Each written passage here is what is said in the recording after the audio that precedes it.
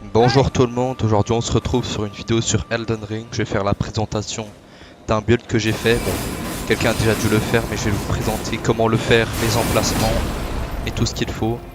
Alors ce build il est assez spécial, c'est un build Vergil de Devil May Cry 5 et de la série globalement. C'est un build magie, katana, donc intelligence, dextérité. Mais il va aussi falloir beaucoup augmenter l'endurance, car comme vous pouvez le voir, c'était pas n'importe quel build. Si certains builds ont 3 armes, celui-là il en a 5 au total, pour pouvoir faire des combos de centre de guerre. Un peu comme dans le jeu Devil May Cry 5, où tu peux massacrer les ennemis avec 400 attaques. On va pas perdre plus de temps, je vais vous montrer comment il fonctionne. Alors tout d'abord on va être équipé de 3 katanas, ce qui va être assez compliqué puisqu'on a le Moonveil qui peut être trouvé dans une grotte à Kaelid, juste ici. Il faudra battre un dragon magma au bout de la cave. Ensuite il vous faudra ce katana Starlined Sword qui se trouve dans le DLC malheureusement. Donc il vous faudra payer le DLC. Et elle se trouve dans une grotte juste ici. Il faudra battre par là un ennemi. Ce sera une boss, ce sera une reine de demi-humain. Et une fois que vous l'aurez battue, vous obtiendrez cette arme.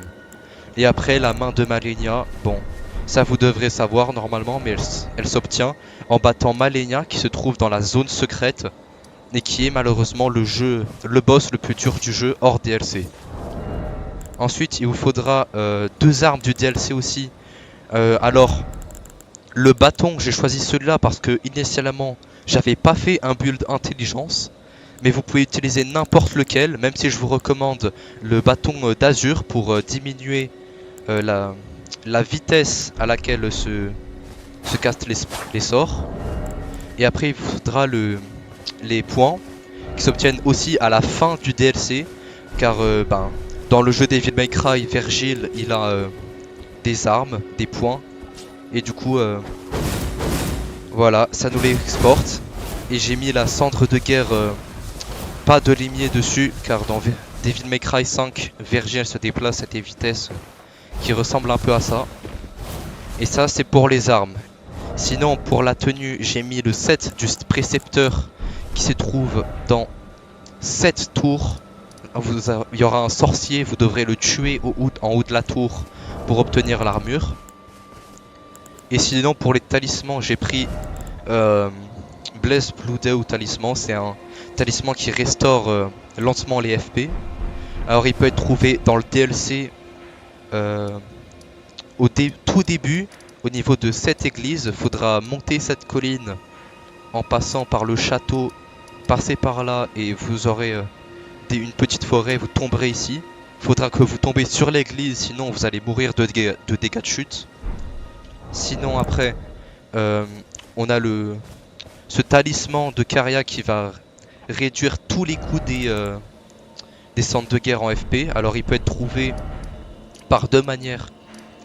Il va être trouvable, vendu par le forgeron Iji, qui est normalement juste là, on va aller le voir d'ailleurs.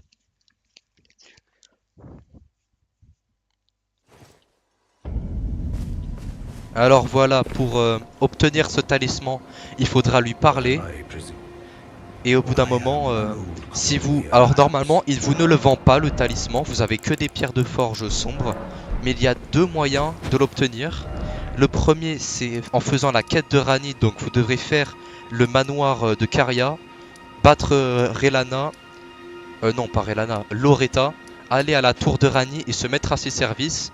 Mais le deuxième moyen, c'est dans Limgrave, faire la quête de Blade, donc vous allez dans ses ruines, vous verrez un loup.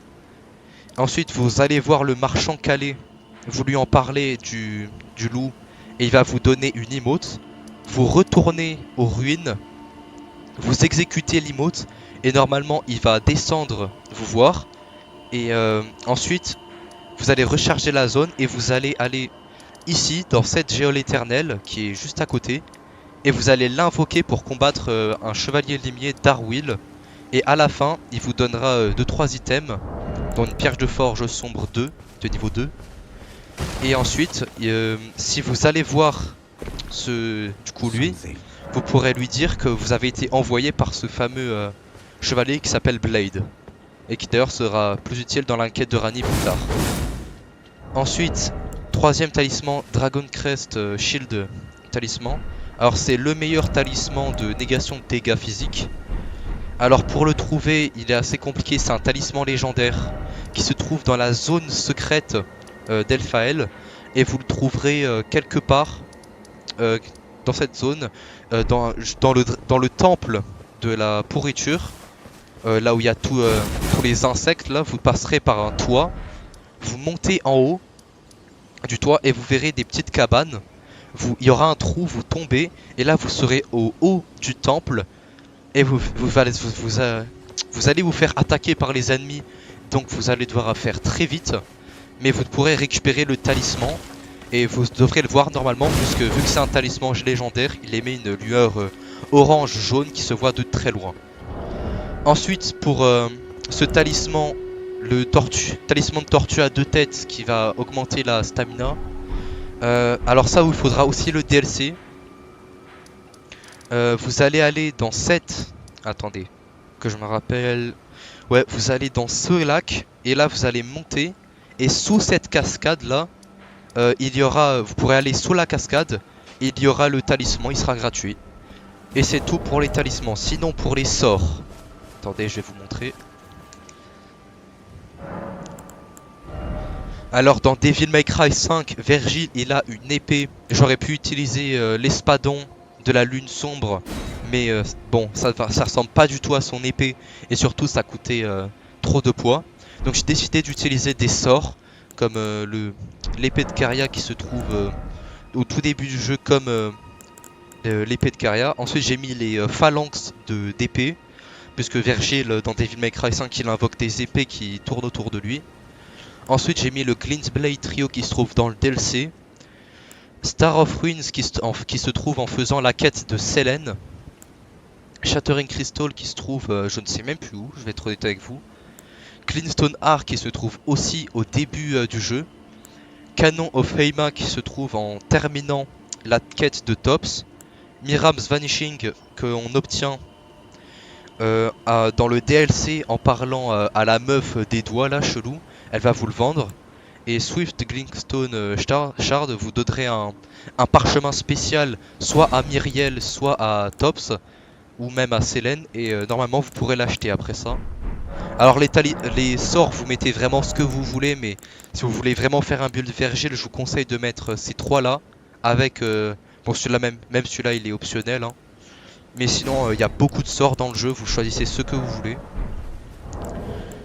Et sinon pour l'invocation, alors j'utilise la Mimic Tear qui est logiquement la meilleure incantation du jeu.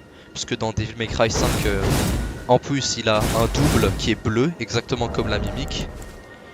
Et sinon pour le build c'est assez compliqué parce que vu qu'il a 5 armes, vous devez changer d'arme tout le temps à peu près.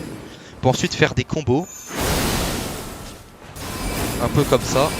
Et à chaque fin de cendre de guerre, vous changez d'arme. Et vous pouvez un peu éclater les ennemis. Alors ça peut être assez dur à faire. Puisque les ennemis sont toujours en train de vous attaquer. Mais normalement au bout d'un moment vous allez vous habituer. Et ça devrait être assez facile hein, au final à la fin. Et que dire de plus. Alors le build il est alors par exemple l'épée du DLC là. Cette arme là malheureusement elle a un petit problème, c'est qu'elle fait vraiment des dégâts assez à chier. Malgré le fait qu'elle soit hyper stylée. En plus ce build il faut avoir même fini le jeu quasiment pour l'obtenir. Ça c'est un peu son seul point négatif. Ensuite bon après la potion vous mettez vraiment ce que vous voulez dedans. C'est un build assez custom, vous mettez vous pouvez choisir ce que vous faites. Et écoutez, c'est à peu près tout ce qu'il y a à dire hein. Je vais vous montrer 2-3 gameplays de ce build pour vous donner un petit avis dessus. Et après bonne chance pour le faire surtout.